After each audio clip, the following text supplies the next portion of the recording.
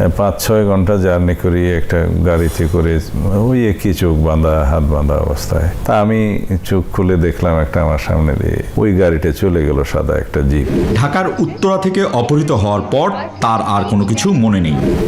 কিছু আইনশৃঙ্খলা বাহিনীর পরিচয়ে সশস্ত্র লোক সাদা পোশাকে আমাকে তুলে নিয়ে যায়, চোখ বেঁধে হাত বেঁধে, এবং এমন একটা জায়গায় রাখে যেটার কক্ষের বর্ণনা আমি তো হবে, যার এক পাশে একটা নালার মতো ছিল, পানির ট্যাপ ছিল, একটা ছিদ্র ছিল যাতে প্রকৃতির ডাকে সাড়া দেওয়া যায়। মেঘালয় আদালতে বিএনপির যুগ্ম মহাসচিব সালাউদ্দিন আহমেদের সর্বোচ্চ 5 বছর কারাদণ্ড হতে পারে। এই মামলাতে সালাউদ্দিন সাহেব তিনি নির্দোষ খালাস পেয়েছিলেন, তাকে কোনো সাজা দেওয়া হয়নি। আসসালামু আলাইকুম। আমরা আজকে হাত বাঁধা এবং চোখ বাঁধা, আপনার হাত দুইটা যদি এইভাবে যদি বাঁধা থাকে, আবার চোখও যদি বাঁধা থাকে, তাহলে আপনাকে কেউ মনে করেন গাড়ি থেকে ফেলে দিল, আটকে নিয়ে যাচ্ছিল জোর করে, গাড়ি থেকে ফেলে দিল হাত আর চোখ বাঁধা অবস্থায়। তো হাত যেহেতু বাঁধা, আপনি চোখ খুলবেন কিভাবে, এটা আপনাদেরকে আজকে শেখানো হবে। বিএনপির একজন স্থায়ী কমিটির সদস্য জনাব সালাউদ্দিন, তো সালাউদ্দিন ভাই আপনাদেরকে আজকে শিখাবেন কিভাবে হাত এবং চোখ বাঁধা থাকলেও হাত দিয়ে চোখ খোলা যায়। আপনারা জানেন যে সালাউদ্দিন আহমেদ তিনি দীর্ঘদিন 10 বছর তিনি ভারতে ছিলেন। এই ভারতে থাকাকালীন আমরা মনে করি 1975 সালে ভারত শেখ হাসিনাকে নিয়ে যায়, সেখানে নিয়ে 6 বছর তাকে ট্রেনিং দেওয়া হয় এবং 1981 সালে তিনি আবার তাকে দেশে পাঠানো হয়। তারপর থেকে এই বাংলাদেশের যত অলক্ষী যা আছে সব কিছু এই দেশের উপরে ভর করেছিল এবং সবশেষ এই দেশটাকে ভারতের হাতে তুলেই দিয়েছিল শেখ হাসিনা, যার পুরো নজির আমরা গেল 15 বছরে দেখেছি। তো একই ধরনের ট্রেনিং এই সালাউদ্দিন আহমেদকে দেওয়া হয়েছে বলে আমরা মনে করি, এবং সেটা মনে করার পেছনে কতটা শক্তিশালী যুক্তি আছে সেটা আজকের ভিডিওতে আপনাদেরকে দেখাবো। একদম সালাউদ্দিন আহমেদের নিজের বক্তব্য, এগুলো আমি খুঁজে তারপর বের করেছি যে সে কত ডাহা মিথ্যা কথা তার এই গুম নিয়ে বলেছেন। সালাউদ্দিন আহমেদ কখনোই গুম হন নাই। সালাউদ্দিন আহমেদ ভারতের রাষ্ট্রীয় অতিথি হিসেবে সেই দেশে গিয়েছিলেন, সেই দেশে তাকে 10 বছর ট্রেনিং দেওয়া হয়েছে, এবং এই যে আজকে যেই বাংলাদেশে রয়ের যেই ক্রাইসিস, তাদের যেই একটা ভ্যাকিউম তৈরি হয়েছে, তাদের পক্ষে আওয়ামী লীগের লোকজন তো আর এখন নাই, তো নতুন করে কারা কাজ করবে, এই কাজ করার লোক হিসেবে তাকে যাতে নিয়োজিত করানো যায় সেই কারণেই তারা তাকে 10 বছর রেখেছিলেন, এবং সেখানে তিনি ট্রেন্ড আপ হয়েছেন। এবং আসার পরে আপনারা নিশ্চয়ই দেখেছেন যে বেয়াদবের মতো ডক্টর মঈন খানকে টপকে তারপরে আপনার মাইক নিয়ে তারপরে তার কথা বলতে হবে। এই কথা তার না, এই কথা তাকে বলতে হবে। কারণ কি? এর কারণ তিনি যেই দিন উত্তরার যে বাসা থেকে তিনি আটক হয়েছিলেন, সেই বাসাতে তিনি এক নারীকে নিয়েছিলেন, এবং ওই নারী সহ এই আইনশৃঙ্খলা বাহিনী তাকে ধরার পরে হতে পারে আমাকে যিনি এই বিষয়টা বলেছেন তিনি যেহেতু নিশ্চিত করেন নাই, বাট হতে পারে সেই মেয়েই হয়তো তাদের ট্র্যাপ, সেই মেয়েকে দিয়েই তার অবস্থান নিশ্চিত করা হয়েছে এবং সেখান থেকে তাকে ধরা হয়েছে। ধরার পরে সেগুলো ভিডিও করা হয়েছে, এবং এখন সালাউদ্দিন যা বলছেন সব কিছু তাদের শিখিয়ে দেওয়া, এটার বাইরে তার যাওয়ার কোনো সুযোগ নাই, কারণ তাদের কাছে সেই মেয়ের তার সাথে সব ভিডিও সব কিছু তাদের হাতে আছে, সে চাইলেও এখান থেকে বের হইতে পারবে না। আচ্ছা, এখন এটা আপনাদের সামনে আমার কোনো প্রমাণ নেই, আপনাদের বিশ্বাস করারও দরকার নাই, এটা আমার আলোচনার বিষয়ও না। আজকে আলোচনার বিষয় হচ্ছে সালাউদ্দিন আহমেদ যে গুম হন নাই সেটার প্রমাণ সালাউদ্দিন আহমেদ নিজে বলবে আপনাদেরকে আজকে। আচ্ছা, সালাউদ্দিন আহমেদ প্রথমে এটা নিয়ে কোনো দ্বিমত নাই, আইনশৃঙ্খলা বাহিনী বলেন, যারাই তাকে তুলে নিয়ে গেছে, তার পরিবার, তিনি, গণমাধ্যম, সব জায়গাতে আমরা একটা জিনিস শুনেছি, তিনি উত্তরের একটা বাসা থেকে আটক হয়েছিলেন। কারা আটক করেছে সালাউদ্দিন আহমেদকে? 12-14 ঘন্টা জার্নি, তারা কি কোনো কথা বলেছিল আপনার সঙ্গে নিয়ে আসার সময় গাড়িতে করে? এগুলো আমার সব চোখ কান বন্ধ ছিল, আমি জানি না। আচ্ছা, এটা খুবই যৌক্তিক একটা বিষয় যে ওনার যেহেতু চোখ হাত পা সব বাঁধা ছিল, যে কারণে উনি দেখেন নাই যে কারা তুলে নিয়ে গিয়েছিল, যেহেতু তারা পরিচয় দেন নাই। এবার চলেন আমরা গণমাধ্যম ওই সময় কি বলেছিল। তার পরিবারের বরাত দিয়ে গণমাধ্যমকে জানানো হয়েছিল যে তাকে ডিবি পরিচয় দিয়ে ডিবির লোকজন তুলে নিয়ে গিয়েছে। শুনি আমরা সেই নিউজের ক্লিপটা। 2015 সালের 10ই মার্চ উত্তরার এক আত্মীয়র বাসায় অবস্থান করার সময় ডিবি পরিচয়ে সালাউদ্দিন আহমেদকে তুলে নেয়ার অভিযোগ করেছিলেন তার পরিবার। ওই বছরের মে মাসে ভারতের মেঘালয়ের শ্রীলং থেকে স্থানীয় পুলিশ সালাউদ্দিন আহমেদকে উদ্ধার করে। আচ্ছা, এখন ধরেন সালাউদ্দিন আহমেদ যেদিন ধরা পড়েন, ওই ধরা পড়ার পর থেকে আজকে পর্যন্ত, একদম যখন আপনি ভিডিও দেখছেন ততদিন পর্যন্ত বাংলাদেশের কোনো সংস্থা কিন্তু এখন পর্যন্ত স্বীকার করে নাই যে কারা নিয়ে গিয়েছে। বাট তিনি ভারতে গিয়েছেন, ভারতে তাকে ফেলে দিয়ে আসা হয়েছে শিলংয়ে। সো আমরা, এটা তো খুবই স্বাভাবিক যে ভারতীয় বাহিনী এটার সাথে জড়িত ছিল, কিন্তু বাংলাদেশের কোনো সংস্থা কিন্তু দেখা করেন নাই। তার মানে সালাউদ্দিন আহমেদ, তাকে ধরার আগেই সালাউদ্দিন আহমেদ জানতেন যে তাকে ডিবি পরিচয় ধরা হয়েছে, কারণ সালাউদ্দিন আহমেদকে নিয়ে যাওয়ার পরে তো আর কেউ স্বীকার করে নাই। সো তার পরিবার জানলো কোথেকে? তার মানে তার পরিবার ওই ধরার সময় তারা পরিচয় দিয়েছিল যে আমরা ডিবি থেকে এসেছি। সালাউদ্দিন আহমেদ বলেছেন তিনি, তার চোখ কান খোলা ছিল, বাধা ছিল, তিনি দেখেন নাই কারা ধরে নিয়ে গেছেন। আপনাকে তো বাড়িতে থাকতেই তারা পরিচয় দিয়েছে ডিবি, তিনি সেটা অস্বীকার করেছেন। কেন অস্বীকার করেছেন? আরও কত কিছু অস্বীকার করেছেন, সেটা ভিডিওতে দেখবেন। আমরা যারাই আটক করুক, এখান থেকে নিয়ে গেল। নিয়ে যাওয়ার পরে কি হয়েছে? সালাউদ্দিন আহমেদকে একটা ভিডিওতে এক সাংবাদিক জিজ্ঞেস করেছিলেন, এরপরে কি হলো? সালাউদ্দিন আহমেদ কি বলে শুনেন। ভারতে যাওয়ার বৈধ কোনো কাগজ দেখাতে পারেনি বিএনপির এই নেতা। পুলিশকে জানান ঢাকার উত্তরা থেকে অপহৃত হওয়ার পর তার আর কোনো কিছু মনে নেই। আচ্ছা, উত্তরা থেকে ওনারে ধরলো, এরপরে আর ওনার কিছু মনে নাই। আমরা এটা বিশ্বাস করি, উনি যেহেতু বলেছেন বিশ্বাস করি। এবার চলেন অন্য আরো গণমাধ্যমে উনি কি বলেছেন সেটা শুনি। কিছু আইনশৃঙ্খলা বাহিনীর পরিচয়ে সশস্ত্র লোক সাদা পোশাকে আমাকে তুলে নিয়ে যায়, চোখ বেঁধে হাত বেঁধে, এবং এমন একটা জায়গায় রাখে যেটার কক্ষের বর্ণনা আমি তো হবে, যার এক পাশে একটা নালার মতো ছিল, পানির ট্যাপ ছিল, একটা ছিদ্র ছিল যাতে প্রকৃতির ডাকে সাড়া দেওয়া যায়। রুফে একটা হাই পাওয়ার ভাল্ব, লোহার দরজা, নিচে খাদ্যদ্রব্য দেওয়ার জন্য একটা জায়গা, একটু ফাঁকা ছিল। আচ্ছা দেখেন, কিছুক্ষণ আগে সে বললো সে কিছুই জানে না, কিছুই মনে নাই, উত্তরা থেকে ধরা পড়ে আর কিছুই তার মনে নাই, বলতে পারবে না। আবার এদের কাছে বলছে যে তাকে কিভাবে কত ঘন্টা চালিয়ে গাড়ি চালিয়ে নিয়ে গেল সব তিনি জানেন। এই জায়গাতেও সমস্যা আছে। ধরেন আপনি যদি, যখন একদম ট্রাফিক নাই, তাকে মেঘালয় রাজ্যের রাজধানী শিলংয়ে পাওয়া গেল, তো বাংলাদেশ, তারা তো হেলিকপ্টারে নিয়ে যাওয়া হয়নি, গাড়িতে বাই রোডেই তাকে নিয়ে যাওয়া হয়েছে। নিজস্ব গাড়িতে একদম যখন ট্রাফিক না থাকে ওই সময় যদি নিয়ে যাওয়া হয়, ঢাকা থেকে, তার যেহেতু পরিবার বলেছে ডিবি ধরেছেন, ঢাকায় ছিলেন, ঢাকা থেকে যদি আপনি সিলেট সীমান্ত পর্যন্ত যান, তাহলে আপনার কয় ঘন্টা, 3 ঘন্টা 4 ঘন্টায় আপনার যাওয়া সম্ভব? তারপরে এটা আমরা খুবই মানে বড় বিষয় নিয়ে আলোচনা করার, আমরা এইটুকু মেনে নিলাম, নিয়ে যাওয়া হলো। মূল খেলা হচ্ছে নিয়ে যাওয়ার পরে তাকে ভারতে তিনাকে নিয়ে যাওয়া হলো, তিনি সীমান্তের ওই পার থেকে গাড়ি একটা ওই পারে আবার রেডি, ওই পারে থেকে নিয়ে গেল, নিয়ে যাওয়ার পরে তাকে ফেললো। তারপরে কি হলো? শিলংয়ের একটা জায়গা, চোখের কাপড় খুলে দেখলাম একটা সাদা জিপ গাড়ি চলে যাচ্ছে। কথাবার্তা শোনা হয়তো আমাকে মনে করলাম আমি মানসিক ভারসাম্যহীন, আমার কথা হয়তো তাদের বিশ্বাস হয় না, আমার পরিচয় তারা হয়তো বিশ্বাস করতে চায়নি জামা কাপড় দেখে, আমার অবস্থা দেখে। তখন তারা আমাকে একটা মানসিক হাসপাতালে নিয়ে গেল।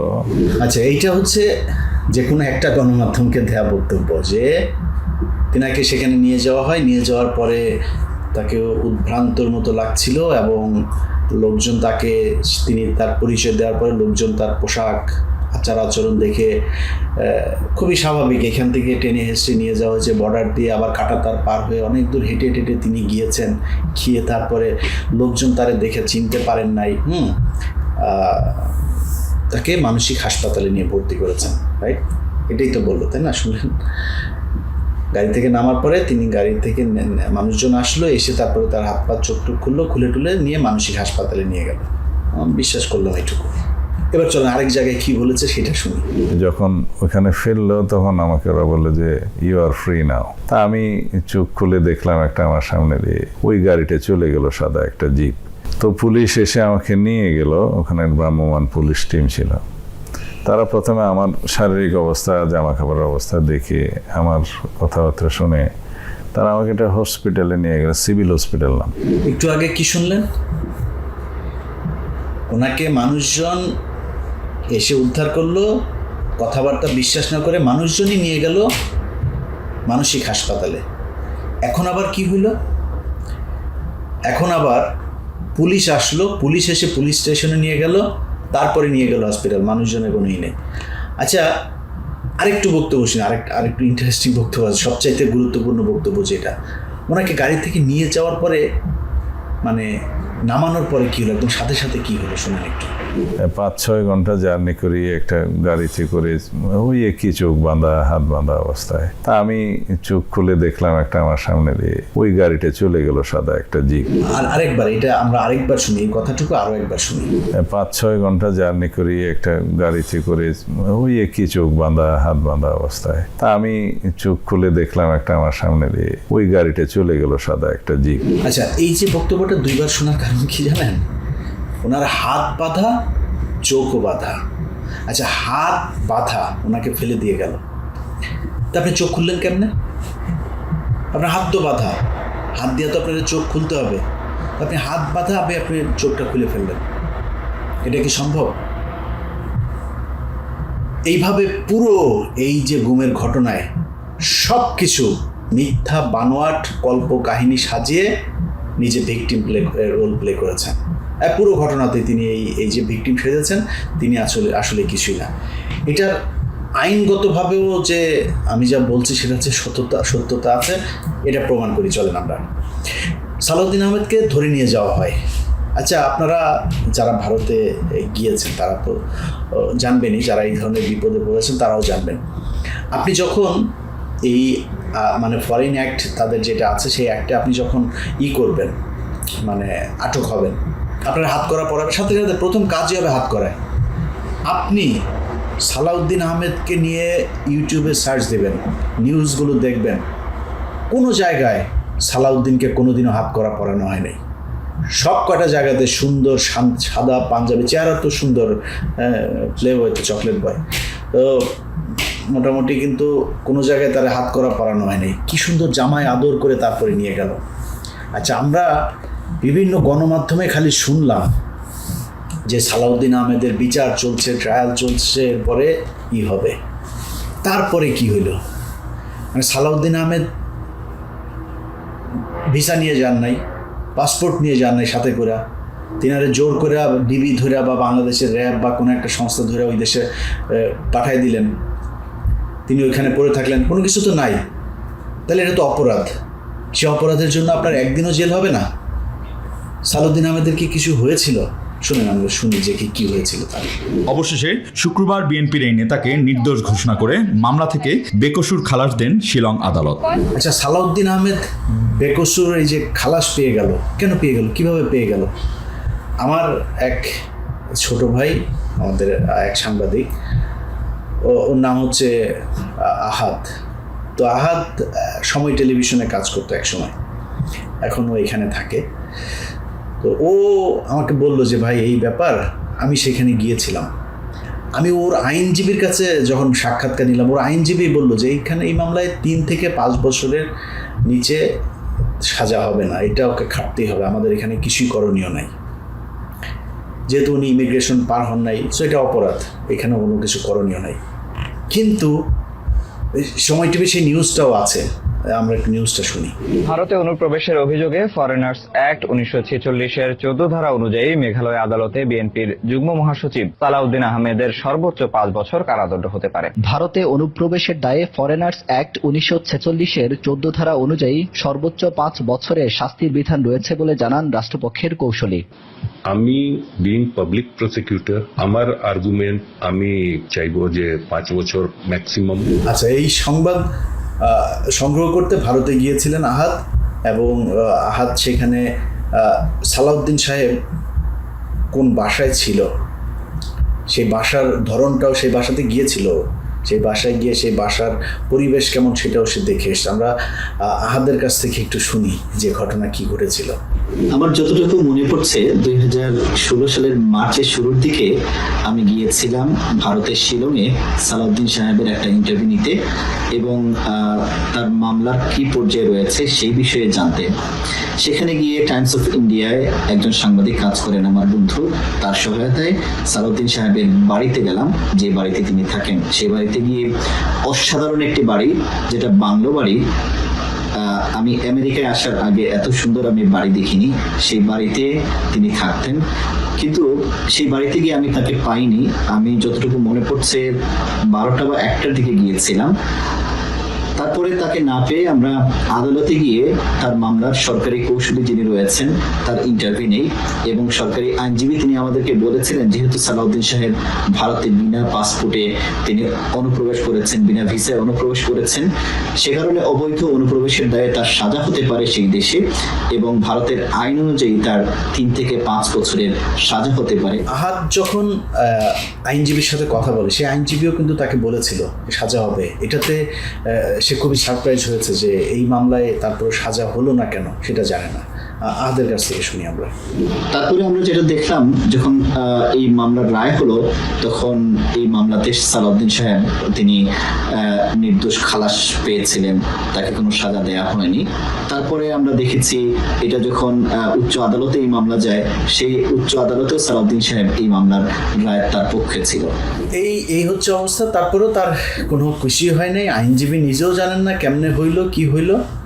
রাজকীয় জায়গায় তিনি থাকতেন, তো তিনার বেকসুর খালাস হয়ে গেল। আচ্ছা, খালাস যখন হইল, খালাস হওয়ার পরে কি হবে? ওই দেশের সরকার তো তারা রাখবে না ওইখানে, তাই না? তারে পাঠাই দিবে এই দেশে, এবং না আসলেও তার কিন্তু সরকার কিন্তু আবার ফের তার বিরুদ্ধে কিন্তু চার্জ আনবে।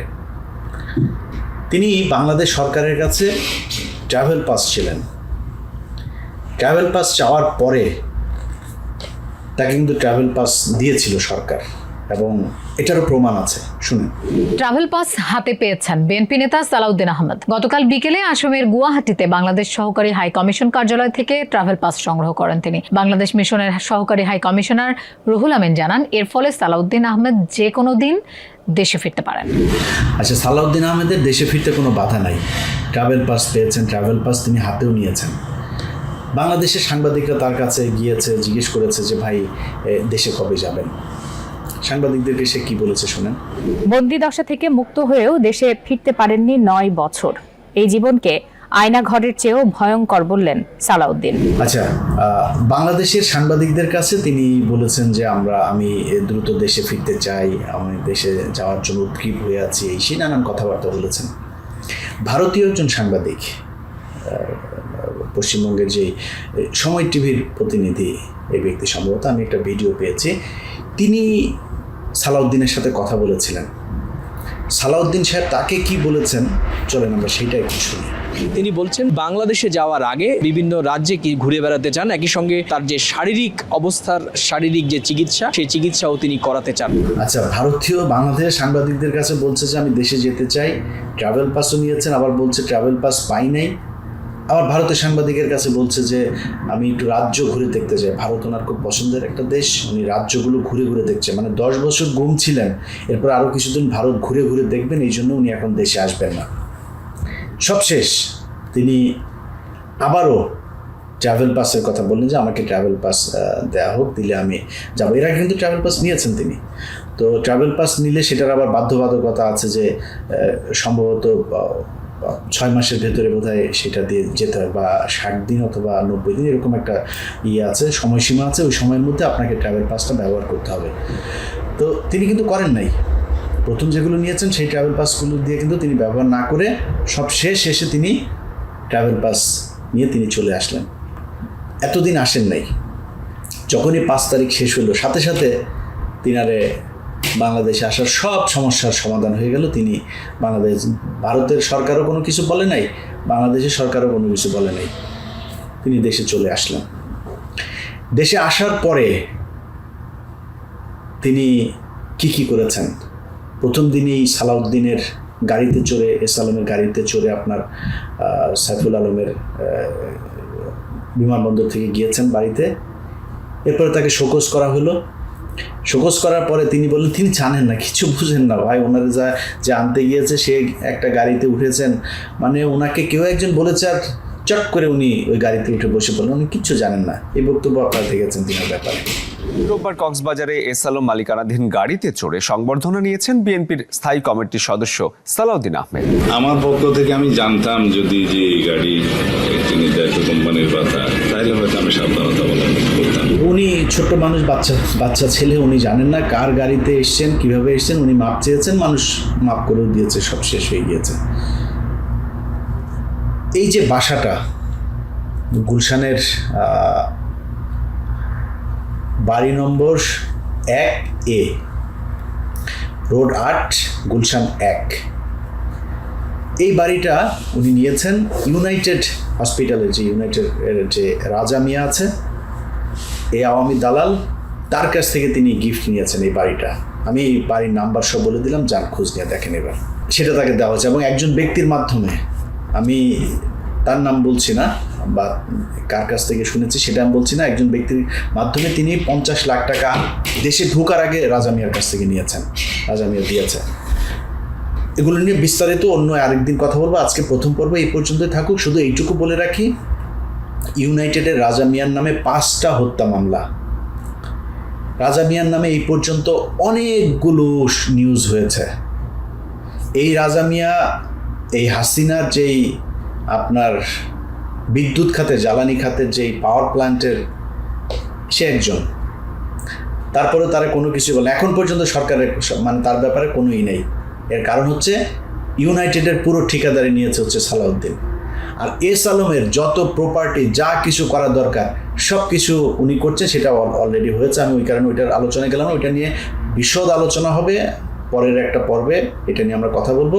জাস্ট যেটা জানেন না কেউ সেটা বলে রাখলাম, গুলশানের বাড়ি নম্বর 1A, রোড 8, গুলশান 1, এটা রাজা মিয়ার ছিল। রাজা মিয়া তাকে গিফট করেছে, তার কাছ থেকে লিখে নিয়েছে। খোঁজ নিয়ে দেখেন সেই বাড়ি কয়েকদিন আগে ট্রান্সফার হয়েছে, কার কাছ থেকে কার কাছে গিয়েছে, যান খোঁজ নেন। এই হচ্ছে অবস্থা। ইউনাইটেডের রাজা মিয়াকে সেভ করার জন্য যা কিছু করার দরকার সব কিছু করছে। এই ভারতীয় চরগুলোকে ঠেকানোর জন্য ভারত থেকে ট্রেনিং নিয়ে আসা সালাউদ্দিন এখন ঠিকাদারি নিয়েছে, যে কারণে তার কথাবার্তা সব কিছু দেখবেন আওয়ামী লীগের মতো মনে হয়। আমাদের সমস্যাটা ওই জায়গাতেই। ভাই মাগি নিয়ে ধরা খেয়েছেন, ভিডিও আছে, আল্লাহর রাস্তে মাপ চান, আমরা মাপ করে দেব। এনে কেউ বাইতুল মোকাররমের ইমামতির জন্য দিতে আসে নাই, কি বলে ভাইবা দিতে আসে নাই, আমরা মাপ করে দেবো। আপনি পলিটিক্স করেন, আপনাদের মোটামুটি সব কটারই আলুর দোষ আছে, এটা আর লজ্জার কিছু নাই। ভাই বললেন সবারই আছে, ভিডিও কিন্তু সবারই আছে। সবাই মিলে একসাথে বলেন যে ভাই আমাদের টুনটুনির ছবি রয়ের কাছে আছে, বাবা তোমরা যদি ভবিষ্যতে দেখো আমাদের মাপ করে দিও, আমরা সবাই মাপ করে দেবো। কারণ এই বুড়া যেই শালা যেই কটা আছে সব শালারই আলুর দোষ, এই সব শালার সব কটারই ভিডিও আছে। সো এই শালাদের দিয়ে আর কোনো কাজ হবে না। তারেক রহমান বিএনপিকে নতুনভাবে নতুনদেরকে নিয়ে ঢালাওভাবে সাজাচ্ছে এই দলটাকে। আমরা বিশ্বাস করি যে তারা রয়ের কাছে বিক্রি হয় নাই বা ইচ্ছার বিরুদ্ধে তাদেরকে দিয়ে কিছু করাইতে পারবে না। এবং বিএনপির রাজনীতির সাথে যারা থাকে, বাংলাদেশের রাজনীতিতে যারা থাকবেন, সবার কাছে অনুরোধ, ভাই টুনটুনির ব্যাপারে সাবধান। আপনাদের কিন্তু এই আলুর দোষ এর কারণে কিন্তু আমরা পুরো দেশের মানুষ সাফার করব।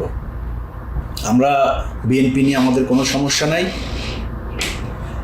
আমাদের সমস্যা হচ্ছে ভারত যেন বিএনপিকে গ্রাস করতে হবে। কারণ বাংলাদেশ, আমরা যদি এখন রাজনীতিকরণের দিকে যাই, আমরা -2 এর দিকে যাই, এটা এই দেশের জন্য ভয়ঙ্কর বিপদ ডেকে আনবে। অতএব আমাদেরকে বিএনপির উপরে ভরসা করতে হবে। সো বিএনপির যাতে ভারতের হয়ে খেলতে না পারে এই দেশের মানুষের ভাগ্য নিয়ে, সেই দিকে আমাদের নজর রাখতে হবে। সেই কারণে আজকের পুরো ভিডিওটা।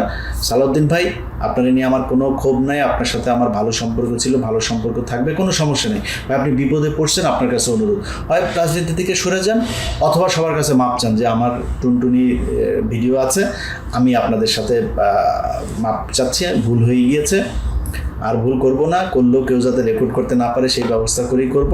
সাবধানে করেন, যেখানেই করেন চিপা চাপায় নিজের আওতার ভেতরে করেন। তো এটাই হচ্ছে মূল বিষয়। আমার মনে হয় বিএনপির যারা সালাউদ্দিনের হয়ে তারপরে আমাদের ছবি দিয়ে ঝাড়ু মিছিল, জুতা মিছিল করেছেন, ভাই আপনারা নিয়ে মানে আলোচনা করা, আপনার নিয়ে কথা বলার ওই সময় সুযোগ কোনোটাই নাই, সব বলাও যাবে না। আপনি ভাই ছাগলের 3 নম্বর কা বাচ্চা, আপনি যেটা করবেন ওইটা দিয়ে আমার যাবেও না, আসবেও না, আপনার নেতারও আপনি বাঁচাইতে পারবেন না। আপনি এগুলি করে একটু চামচামি করে নিজের ওই আলু রুটি চাল টাল এই হাবিজাবি যেগুলো আসে, পিডিএফ কার্ডমার্ট, ভিজিএফ কার্ডমার্ট আছে না, এগুলোর একটু ভাগ টাক পাবেন, চাঁদাবাজি করার সুযোগ পাবেন, গার্মেন্টসের ঝুটমুট হাবিজাবি এগুলি নিতে পারবেন, এগুলি পাবেন। তো এগুলির জন্য আপনি আপনারটা করেন, কিন্তু আপনি যিনি বিএনপি করেন, আপনি যদি আমার শত্রু মনে করেন সেটা একান্ত আপনার ব্যাপার। আপনি আমার বন্ধু মনে করেন, এটার জন্য আপনার যায় হাতে পায়ে যায় ধরবো, আমার দরকার নেই। কিন্তু আমরা বিএনপির বিরুদ্ধে না। বিএনপিকে যারা ভুল পথে নিতে চায়, বিএনপিকে যারা ভারতের ক্রিয়ানক হিসেবে ভারতের হয়ে কাজে লাগাইতে চায়, আমরা তাদের বিরুদ্ধে, এবং তাদের বিরুদ্ধে কথা বলেই যাও। এটার জন্য বিএনপির সব যদি আমার বিরুদ্ধে যায়, আল্লাহর রাস্তা মাফ করে দেন, কিছু করার নেই। আমার এই জায়গায় আমি আমার বাপেরও ছাড়বো না ভাই। আমি জানি সালাউদ্দিন ভাইয়ের সাথে ভালো সম্পর্ক রাখলে আমার নিজের ব্যক্তিগত অনেক সুবিধা টুবিধা হইতো। I give a sheet. এই জায়গায় কোনো জায়গা থেকে কেউ আমার এক চুলও নড়াইতে পারবেন না। আল্লাহ হাফেজ।